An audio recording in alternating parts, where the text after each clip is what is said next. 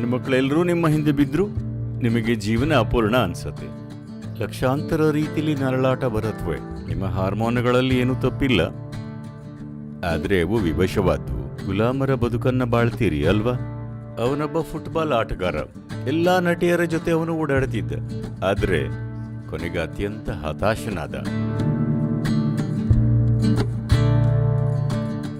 ನಮಸ್ಕಾರ ಸದ್ಗುರು. ಇದು ವಿಚಿತ್ರನೋ ಏನೋ ಗೊತ್ತಿಲ್ಲ, ನಾನು ಸಾಕಷ್ಟು ಸಮಯ ಲೈಂಗಿಕತೆಯ ಬಗ್ಗೆ ಯೋಚಿಸುತ್ತಿರುತ್ತೇನೆ. ಇದು ಸರಿಯಾ? ವಿಚಿತ್ರ ಏನಿಲ್ಲ. ಇದೇನಂದ್ರೆ ನಿಮ್ಮ ಬುದ್ಧಿಶಕ್ತಿನ ಹಾರ್ಮೋನುಗಳು ಹೈಜಾಕ್ ಮಾಡಿಕೊಂಡಿವೆ. ಇದು ನೀವಲ್ಲ, ಇದು ಪ್ರವೃತ್ತಿ ವಶವರ್ತನೆ ಅಲ್ವಾ?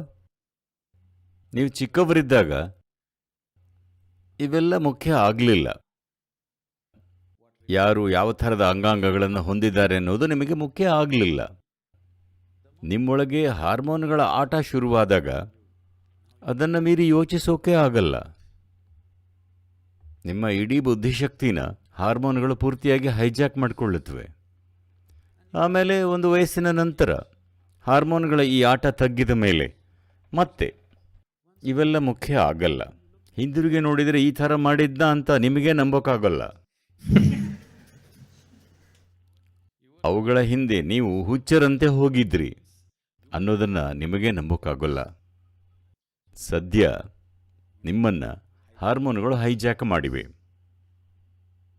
ನಿಮ್ಮ ಹಾರ್ಮೋನ್ ನಿಮ್ಮನ್ನು ಹೈಜಾಕ್ ಮಾಡಿದರೆ ಎಲ್ಲಿಗೆ ಹೋಗಬೇಕು ಅನ್ನೋ ಆಯ್ಕೆ ನಿಮಗಿರಲ್ಲ. ಅದು ವಿವಶತೆಯಾಗಿರುತ್ತೆ. ದೇಹದ ಬಯಕೆಗಳಿಂದ ಹೈಜಾಕ್ ಆಗಲ್ಪಟ್ರೆ ದೇಹಕ್ಕೆ ಗೊತ್ತಿರೋದು ಇಷ್ಟೇ: ಹೊಟ್ಟೆಪಾಡು, ಸಂತಾನೋತ್ಪತ್ತಿ. ಅದಕ್ಕೆ ಬೇರೆ ಏನೂ ಗೊತ್ತಿಲ್ಲ ಅಲ್ವಾ? ಅದಕ್ಕೆ ಬೇರೆ ಏನಾದರೂ ಗೊತ್ತಾ? ಹಾಗಾಗಿ ದೇಹದ ಮಾತನ್ನು ಕೇಳಿದರೆ ಒಂದಿಷ್ಟು ಸುಖ ಸಿಗಬಹುದು, ಸಿಗಲ್ಲ ಅಂತಲ್ಲ. ಅದರಲ್ಲೇನೂ ತಪ್ಪಿಲ್ಲ, ಅದು ಸೀಮಿತವಾದ್ದು ಅಷ್ಟೇ. ಸೀಮಿತವಾಗಿರೋದು ತಪ್ಪಲ್ಲ, ಆದರೆ ಅದು ಪರಮೋಚ್ಛವಾದ್ದಲ್ಲ ಅಷ್ಟೇ. ಸೀಮಿತವಾಗಿರೋದು ಅಪರಾಧನ? ಅಪರಾಧ ಅಲ್ಲ, ಅದರಲ್ಲೇನೂ ತಪ್ಪಿಲ್ಲ. ಆದರೆ ನಿಮಗೆ ಜೀವನ ಯಾವಾಗಲೂ ಅಪೂರ್ಣ ಅನಿಸುತ್ತೆ. ನಿಮ್ಮ ಹತ್ರ ಏನೇ ಇರಲಿ, ಎಷ್ಟೇ ಇರಲಿ, ಆದರೂ ನಿಮಗೆ ಜೀವನ ಅಪೂರ್ಣ ಅನಿಸುತ್ತೆ. ಈಗ ನೀವು ಯಾವಾಗಲೂ ಹೆಣ್ಣಿನ ಬಗ್ಗೆನೇ ಯೋಚಿಸ್ತಿದ್ದೀರಿ. ನಾಳೆ ನಿಮಗೊಂದು ವರ ಕೊಟ್ಟು ಜಗತ್ತಿನ ಹೆಣ್ಣುಮಕ್ಕಳೆಲ್ಲರೂ ನಿಮ್ಮ ಹಿಂದೆ ಬಂದರೆ ನೀವು ನೋಡಿ, ಆಗಲೂ ನಿಮಗೆ ಅಪೂರ್ಣ ಅಂತಲೇ ಅನಿಸುತ್ತೆ ಅಲ್ವಾ? ಆಗಲೂ ಜೀವನ ಅಪೂರ್ಣ ಅನಿಸುತ್ತೆ. ಆದರೆ ಅದು ಖಂಡಿತ ನಿಮ್ಮನ್ನು ದೇಹವನ್ನು ಮೀರಿ ಕರೆದೊಯ್ಯಲ್ಲ. ಸ್ವಲ್ಪ ಸಮಯ, ಬಹುಶಃ ಒಂದಿಷ್ಟು ನಲಿವು, ಒಂದಿಷ್ಟು ನೋವು ಆಗಬಹುದು. ಅದರಲ್ಲೇನೂ ತಪ್ಪಿಲ್ಲ. ಅದು ಹೊಲಸು ಅಥವಾ ಇನ್ನೇನೋ ಅಂತೆಲ್ಲ ನಾನು ಹೇಳ್ತಾ ಇಲ್ಲ, ಅದು ಪರವಾಗಿಲ್ಲ, ಅದರಲ್ಲೇನೂ ತಪ್ಪಿಲ್ಲ. ಆದರೆ ನೀವು ದೇಹದ ಪರಿಧಿಯಲ್ಲೇ ಬಾಳ್ತೀರಿ. ನೀವು ದೇಹದ ಪರಿಧಿಯಲ್ಲೇ ಬದುಕಿದ್ರೆ ದೇಹಕ್ಕೆ ಹೊಟ್ಟೆಪಾಡು, ಸಂತಾನೋತ್ಪತ್ತಿ ಮಾತ್ರ ಗೊತ್ತು, ಅದಕ್ಕೆ ಬೇರೇನೂ ಗೊತ್ತಿಲ್ಲ. ದೇಹ ಜೀವನದ ಪ್ರತಿಕ್ಷಣ ಅಲ್ಲೆಲ್ಲೋ ಹೋಗ್ತಿದ್ದೀನಿ ಅಂತ ನೀವು ಅಂದ್ಕೋಬಹುದು, ಪರ್ವತ ಹತ್ತಿ ಇಳಿದು ಬಂದೆ ಅಂದ್ಕೋಬಹುದು. ದೇಹಕ್ಕೆ ಅವೆಲ್ಲ ಗೊತ್ತಾಗಲ್ಲ. ದೇಹ ಸೀದಾ ಗೋರಿಯ ಕಡೆ ಸಾಗ್ತಿದೆ, ಪ್ರತಿಕ್ಷಣ, ಇನ್ನೆಲ್ಲೂ ಅಲ್ಲ ಅಲ್ವಾ? ಎಲ್ಲೆಲ್ಲೋ ಹೋಗ್ತಿದ್ದೀನಿ ಅಂತ ನೀವು ಅಂದ್ಕೋತೀರಿ. ಭಾರತಕ್ಕೆ ಬಂದೆ, ವಾಪಸ್ಸು ಹೋಗ್ತೀನಿ, ಪರ್ವತ ಹತ್ತಿದೆ, ಇಳಿದೆ ಅಂದ್ಕೋತೀರಿ. ಅವೆಲ್ಲ ಏನಿಲ್ಲ. ಪ್ರತಿ ಹೆಜ್ಜೆಯಲ್ಲೂ ದೇಹ ನೇರವಾಗಿ ಗೋರಿಯ ಕಡೆ ಸಾಗ್ತಿದೆ, ಸೀದಾ ಗೋರಿಯ ಕಡೆ. ಈಗ ನೀವು ತಾರುಣ್ಯದಲ್ಲಿರೋದ್ರಿಂದ ಹಾರ್ಮೋನ್ಗಳ ಆಟದಿಂದಾಗಿ ನಿಮಗದು ಮರೆತು ಹೋಗಿದೆ. ಸಮಯ ಕಳೆದ ಹಾಗೆ ನಿಧಾನವಾಗಿ ಅದು ಗೋರಿಯ ಕಡೆ ಸಾಗುತ್ತಿದೆ ಅನ್ನೋದು ಇನ್ನೂ ಹೆಚ್ಚೆಚ್ಚು ಸ್ಪಷ್ಟವಾಗ್ತಾ ಹೋಗುತ್ತೆ. ನಿಮಗೆ ಗೊತ್ತಿರೋದು ಬರೀ ದೇಹ ಅಷ್ಟೇ ಅಂತಾದರೆ ಹೇಗಿದ್ರೂ ಅದನ್ನು ಪೂರ್ತಿಯಾಗಿ ಕಳ್ಕೋತೀರಿ. ಆಗ ಭಯದಲ್ಲೇ ಬದುಕೋ ಹಾಗಾಗುತ್ತೆ. ಸುಮಾರು ಹಿಂದೆ, 20 ವರ್ಷಗಳ ಹಿಂದೆ, ಜಾರ್ಜ್ ಬೆಸ್ಟ್ ಸಾವನ್ನಪ್ಪಿದ. ಜಾರ್ಜ್ ಬೆಸ್ಟ್ ಬಗ್ಗೆ ಕೇಳಿದ್ದೀರಾ? ಪ್ರಸಿದ್ಧ ಫುಟ್ಬಾಲರ್. ಅವನು ಸಾವನ್ನಪ್ಪಿದ. ಅವನ ಕೆಲವು ವಿಡಿಯೋಗಳನ್ನು ನೋಡ್ತಿದ್ದೆ. ಈ ವ್ಯಕ್ತಿಯ ಹೆಸರು ಬೆಸ್ಟ್ ಅಂತ. ಅದ್ಭುತ ಆಟಗಾರ, ಸಹಜ ಪ್ರತಿಭೆ, ಸರಿನಾ? ಅವನು ಇವುಗಳಲ್ಲಿ ಪೂರ್ತಿಯಾಗಿ ಮುಳುಗಿ ಹೋಗಿದ್ದ. ಹೇಗೆ ಹೇಳ್ತಾರಂದ್ರೆ, ಪ್ರತಿ ಫಿಲ್ಮ್ ಸ್ಟಾರ್ ಪ್ರತಿ ಪ್ರಸಿದ್ಧ ನಟಿಯರು ಅಥವಾ ಪ್ರಸಿದ್ಧ ಮಾಡೆಲ್ಗಳು ಇನ್ನು ಯಾರ್ಯಾರೋ ಯಾವಾಗ್ಲೂ ಒಬ್ರಲ್ಲ ಒಬ್ಬರ ಜೊತೆ ಓಡಾಡ್ತಿದ್ದ, ಕೆಲವೊಮ್ಮೆ ಒಟ್ಟಿಗೆ ಎಲ್ಲರ ಜೊತೆ ಇರ್ತಿದ್ದ. ಆದರೆ ಅವನಿಗೆ 35 ಆಗುವಷ್ಟರಲ್ಲಿ ಎಂಥ ಶೋಚನೀಯ ಸ್ಥಿತಿಯಲ್ಲಿದ್ದ ಅಂದ್ರೆ,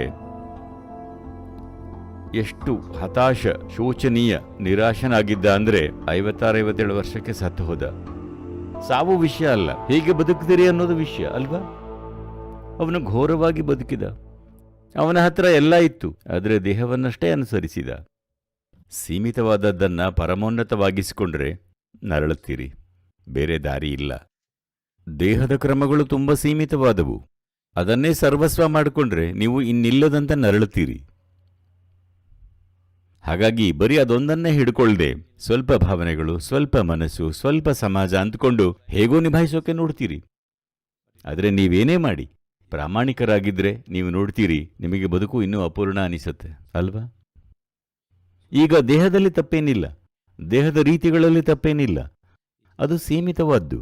ನಿಮ್ಮ ಜೀವನದಲ್ಲಿ ಅದರ ಪಾತ್ರ ಇಷ್ಟೇ. ಅದನ್ನು ಜೀವನದುದ್ದಕ್ಕೂ ಎಳೆಯೋಕೆ ನೋಡಿದರೆ ಆಗ ನರಳುತ್ತೀರಿ.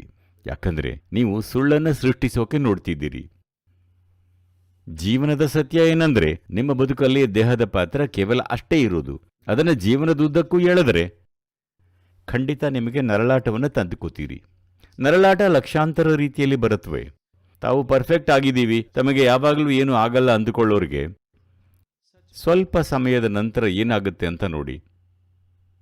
ಜೀವನಕ್ಕೆ ಅದರದ್ದೇ ವಿಧಾನಗಳಿವೆ. ನಿಮ್ಮನ್ನು ಬಗ್ಗಿಸೋಕೆ, ಮುರಿಯೋಕೆ, ಹಿಂಡೋಕೆ, ರುಬ್ಬೋಕೆ ಲಕ್ಷಾಂತರ ವಿಧಾನಗಳಿವೆ. ಸಂಪೂರ್ಣ ಅನಿರೀಕ್ಷಿತ ರೀತಿಗಳಲ್ಲಿ ಮಾಡತ್ತೆ ಅಲ್ವಾ. ಸುತ್ತಲಿನ ಜನರಿಗೆ ಆಗೋದನ್ನು ನೋಡಿದ್ದೀರಾ?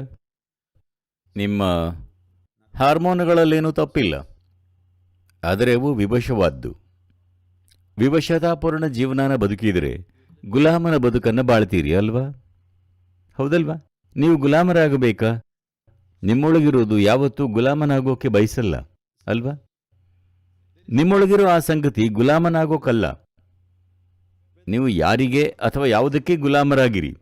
ಆದರೆ ಒಮ್ಮೆ ಗುಲಾಮರಾದರೆ ಗೊತ್ತಿಲ್ಲದೇನೆ ನಿಧಾನವಾಗಿ ಜೋಲುಮುಖ ಹಾಕೋಕೆ ಶುರು ಮಾಡ್ತೀರಿ. ಮಗುವಾಗಿದ್ದಾಗ ಹೀಗಿದ್ರಿ, ಯಾಕಂದರೆ ಗುಲಾಮಿತನ ಇರಲಿಲ್ಲ. ನಿಧಾನವಾಗಿ ಬೇರೆ ಬೇರೆ ತರಹದ ವಿವಶತೆಗಳು ಹಿಡಿತ ಸಾಧಿಸಿದಾಗ ಯಾಕೆ ಅಂತ ಗೊತ್ತಿಲ್ಲದೆ ಎಲ್ಲ ಚೆನ್ನಾಗೇ ಇರುತ್ತೆ. ಬಿಸ್ನೆಸ್ ಚೆನ್ನಾಗಿರುತ್ತೆ, ಕುಟುಂಬ ಚೆನ್ನಾಗಿರುತ್ತೆ, ಸಂಬಂಧಗಳು ಚೆನ್ನಾಗಿವೆ, ದುಡ್ಡು ಮಾಡ್ತಿದ್ದೀರಿ, ಎಲ್ಲ ಸರಿ ಇದೆ. ಆದರೆ ನಿಧಾನವಾಗಿ ಜೋಲುಮುಖ ಆಗ್ತಾ ಹೋಗುತ್ತೆ. ಸಂತೋಷಕ್ಕಾಗಿ ಇನ್ನಿಲ್ಲದಂತೆ ಹಾತೊರಿತೀರಿ. ಜನರು ಶ್ರೀಮಂತರಾದಂತೆ, ವಯಸ್ಸಾದಂತೆ ಸಂತೋಷವಾಗಿರೋಕೆ ತೀವ್ರವಾಗಿ ಪ್ರಯತ್ನ ಮಾಡ್ತಾರೆ ಅಲ್ವಾ. ತುಂಬಾನೇ ಹತಾಶೆ ಬರುತ್ತೆ. ಯಾಕಂದ್ರೆ ಜೀವನದ ಸಣ್ಣ ಅಂಶವನ್ನ ಸರ್ವಸ್ವವಾಗಿ ಮಾಡ್ಕೋತೀರಿ. ಅದು ಕೆಲಸ ಮಾಡಲ್ಲ. ಅದು ಅಲ್ಲದೆ ಇವತ್ತು ಸಂಸ್ಕೃತಿನೂ ಹಾಗೆ ಆಗ್ತಿದೆ. ಮುಖ್ಯವಾಗಿ ಪಾಶ್ಚಾತ್ಯ ಸಂಸ್ಕೃತಿ ದೇಹನೇ ಸರ್ವಸ್ವ ಮಾಡಿಕೊಂಡಿದೆ. ಹೇಳಲಾಗದಷ್ಟು ನರಳಾಟ, ಕಾರಣನೇ ಇಲ್ಲದೆ ನರಳುತ್ತಾರೆ. ಎಲ್ಲಾನೂ ಚೆನ್ನಾಗಿದೆ, ಲೌಕಿಕವಾಗಿ ಎಲ್ಲ ಚೆನ್ನಾಗಿದೆ. ಅವರ ಹತ್ರ ಎಲ್ಲಾ ತರಹದ ಸೌಕರ್ಯಗಳಿರುತ್ತವೆ, ಎಲ್ಲಾ ವ್ಯವಸ್ಥೆಗಳಿರುತ್ತವೆ. ಹೆಲ್ತ್ ಕೇರ್, ಇನ್ಶೂರೆನ್ಸ್, ಕಾರು ಎಲ್ರಿಗೂ ಇರತ್ತೆ. ಆದ್ರೆ ಜನರು ಅಗಾಧವಾಗಿ ನರಳುತ್ತಿರ್ತಾರೆ. ಪ್ರತಿ 3 ಜನರಲ್ಲಿ ಒಬ್ಬರು ತಮ್ಮ ಮಾನಸಿಕ ಸಂತುಲನೆ ಕಾಪಾಡಿಕೊಳ್ಳೋಕೆ ಯಾವುದೋ ತರಹದ ಚಿಕಿತ್ಸೆಯಲ್ಲಿರ್ತಾರೆ. ಅದು ಸಂತೋಷ ಅಲ್ಲ ಅಲ್ವಾ. ಸರಿ ಇರೋಕೆ ಪ್ರತಿದಿನ ಮಾತ್ರೆ ತಗೋಬೇಕಂದ್ರೆ ಅದು ಸಂತೋಷ ಅಲ್ಲ ಅಲ್ವಾ. ನೀವು ಪ್ರತಿದಿನ ಹತಾಶೆಯ ತುದಿಗೆ ಸಾಕ್ತಿದ್ದೀರಿ. ಯಾಕಂದ್ರೆ ಜೀವನದ ಸಣ್ಣ ಅಂಶನೇ ಸರ್ವಸ್ವವಾಗಿ ಮಾಡಿಕೊಂಡ್ರಿ ಅಷ್ಟೇ. ಜೀವನ ಅದಕ್ಕೆ ಬೆಲೆ ತೆರ್ತಾ ಇದೆ, ಮತ್ತೇನಲ್ಲ. ಆ ರೀತಿ ಸಾಗಬೇಡಿ. ಜೀವನದಲ್ಲಿ ಎಲ್ಲಕ್ಕೂ ಅದರದ್ದೇ ಆದ ಪಾತ್ರ ಇರುತ್ತೆ ಅಷ್ಟೇ. ಅದನ್ನೇ ಸರ್ವಸ್ವ ಮಾಡಿಕೊಂಡ್ರೆ ಅದು ಕೆಲಸ ಮಾಡಲ್ಲ.